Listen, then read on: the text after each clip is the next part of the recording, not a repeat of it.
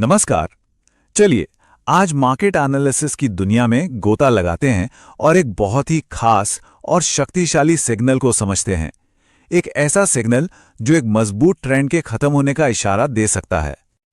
तो सवाल ये उठता है कि भाई एक अकेली कैंडल, सिर्फ एक कैंडल कैसे पूरे ट्रेंड को खतरे में डाल सकती है। ये वो पहेली है जिससे ट्रेडर्स अक्सर जूझते हैं। तो चलिए आज इसी रहस्य से पर्दा उठाते हैं। तो चलिए कहानी शुरू करते हैं। जरा सोचिए, एक ऐसा सीन जहां मार्केट एकदम अपने पीक पर है, ऊपर ही ऊपर जा रहा है। ऐसे में हर ट्रेडर के दिमाग में सिर्फ एक ही सवाल घूम रहा होता है। जब मार्केट लगातार भाग रहा हो तो ये पता लगाना कि भाई इसका टॉप कहां बनेगा सबसे मुश्किल काम होता है ना। सही टाइम पर प्रॉफिट बुक करके निकलना ही तो असली चुनौती है। और बस यहीं पर कुछ खास पैटर्न हमारी मदद के लिए आगे आते हैं। तो उस बड़े सवाल का जवाब वो शायद हमारे आज के हीरो या यूं कहें विलन हैंगिंग मैन पैटर्न में छिपा है। तो चलिए जरा इसकी पहचान करते हैं, देखते हैं कि आखिर ये है क्या और दिखता कैसा है। देखिए, सीधे और सरल शब्दों में कहें तो जब मार्केट ऊपर जा रहा हो और अचानक चार्ट पर यह कैंडल दिख जाए तो समझ लीजिए ये एक वार्निंग बेल है। ये चिल्ला चिल्ला कर कह रही है कि रुको, तेजी का दौर शायद अब खत्म होने वाला है और मंदी दरवाजे पर दस्तक दे सकती है। ये ट्रेंड बदलने का मतलब रिवर्सल का पहला पहला इशारा होता है। तो पहचानेंगे कैसे इसे? इसके कुछ पक्के नियम हैं, ध्यान से सुनिएगा। पहली बात, ये हमेशा एक अच्छे खासे अपट्रेंड के बाद ही दिखेगा। दूसरी बात, इसकी जो असली बॉडी है वो छोटी सी होगी ऊपर की तरफ। और सबसे जरूरी पहचान, इसकी निचली बत्ती मतलब जो लोअर विक है वो बहुत लंबी होगी। कितनी लंबी? बॉडी से कम 2 गुनी। और हां, एक और बात, अगर ये कैंडल लाल रंग की हो तो समझ लीजिए सिग्नल और भी ज्यादा मजबूत है। आपको पता है, हर कैंडल स्टिक अपने आप में एक कहानी है, बायर्स और सेलर्स के बीच की एक लड़ाई की कहानी। तो फिर ये हैंगिंग मैन, इसके बनने के पीछे की क्या कहानी है? उस एक दिन में ऐसा क्या हुआ होगा? चलिए उस दिन की कहानी में चलते हैं। सेशन शुरू होता है, सब कुछ बुलिश लगता है, बायर्स फुल कंट्रोल में हैं। लेकिन फिर अचानक सेलर्स अटैक करते हैं और प्राइस को खींचकर बहुत नीचे ले जाते हैं। पर बायर्स भी हार मानने वालों में से नहीं थे। उन्होंने पूरी जान लगाकर लड़ाई की और प्राइस को वापस ऊपर ओपन के पास ले आए। पर इस लड़ाई का नतीजा क्या निकला? नतीजा ये निकला कि प्राइस बंद तो ऊपर हुई, लेकिन अपने पीछे एक लंबी सी लोअर विक छोड़ गई। ये विक एक निशान है, एक सबूत है जो साफ साफ बता रहा है कि सेलर्स ने अपनी ताकत दिखा दी है और मार्केट में अब सेलिंग प्रेशर आ चुका है। तो ठीक है, पैटर्न को पहचान लिया, उसके पीछे की कहानी भी समझ ली, लेकिन असली सवाल तो अब आता है, एक ट्रेडर के तौर पर इसका करना क्या है, इसका इस्तेमाल कैसे करना है।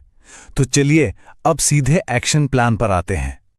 एक बात बिल्कुल गांठ बांध लीजिए, ये पैटर्न तेजी के मोमेंटम के कमजोर होने का इशारा है। ये एक चेतावनी है, कोई कमांड नहीं। मतलब हैंगिंग मैन को देखते ही कूद नहीं पड़ना है। ये सिर्फ एक अलार्म है जो कह रहा है सावधान।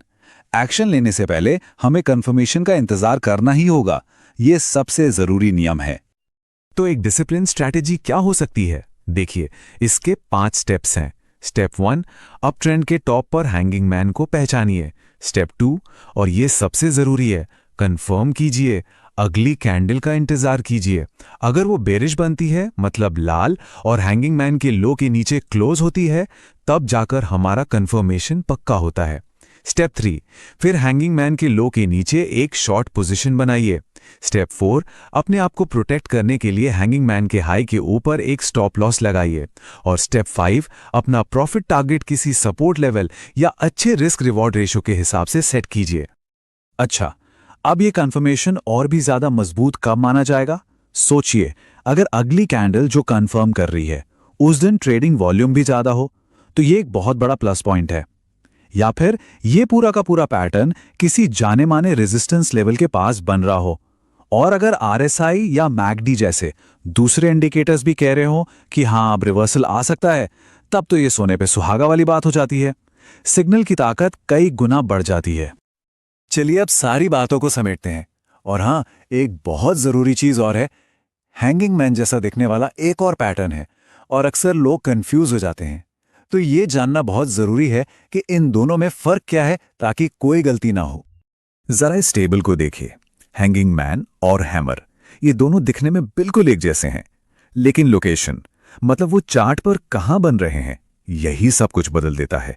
याद रखिए, हैंगिंग मैन हमेशा अप ट्रेंड के टॉप पर बनता है और मंदी का संकेत देता है, जबकि हैमर डाउन ट्रेंड के बॉटम पर बनता है और तेजी का संकेत देता है। इसी तरह शूटिंग स्टार में लंबी ऊपरी विक होती है, निचली नहीं। इन छोटे छोटे फर्कों को समझना आपको बड़ी बड़ी गलतियों से बचाएगा। तो आज की बातचीत का सार क्या है? पहली बात, हैंगिंग मैन एक बेरिश रिवर्सल पैटर्न है जो अपट्रेंड के बाद दिखता है। दूसरी, ये साफ साफ बताता है कि सेलिंग प्रेशर बढ़ रहा है। और तीसरी और सबसे जरूरी बात, इसे हमेशा, मैं फिर से कह रहा हूं, हमेशा कंफर्मेशन की जरूरत होती है।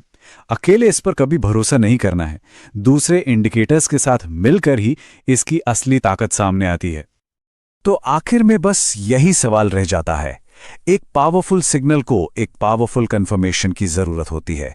जब मार्केट आपको ये सिग्नल दे तो आपका कंफर्मेशन क्या होगा? आप किन चीजों का इंतजार करेंगे? क्योंकि सही पुष्टि की पहचान करना, यही तो एक ट्रेडर की असली